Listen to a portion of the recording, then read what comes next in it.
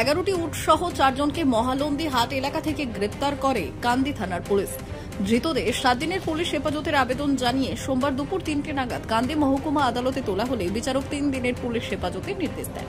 Police সূত্রে জানা গিয়েছে, রবিবার রাত্রে একটি লরিতে করে উট নিয়ে যাওয়ার সময় কান্দি থানার পুলিশ রবিবার রাত্রে মহালন্দি হাট থেকে ওই লরিটি আটক করে। তাদের কাছে বৈধ কাগজপত্র না দেখাতে পারলে 11টি উট সহ 4 জনকে গ্রেপ্তার করে কান্দি থানার পুলিশ।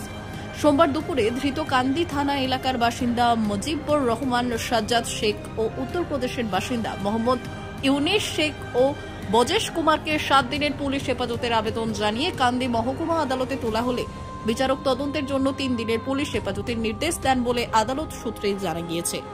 আজকে ভোররাতে কান্দি থানার পুলিশ মহালন্দি গ্রামে গিয়ে দেখে যে একটি 6 চাকার লরিতে প্রায় ছোট বড় মিলিয়ে 11খানা উট লরির উপর রাখা আছে।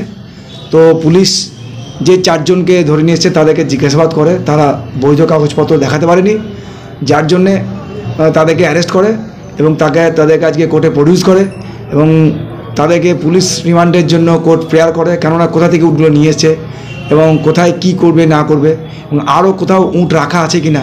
হ্যাঁ, এই তদন্তের সাপেক্ষে পুলিশ 7 দিনের পুলিশ রিমান্ড প্রেয়ার করে কোর্টের কাছে, কোর্ট 3 দিনের পুলিশ রিমান্ড অ্যালাউ করে। Bureau report, বাংলাদর্শন।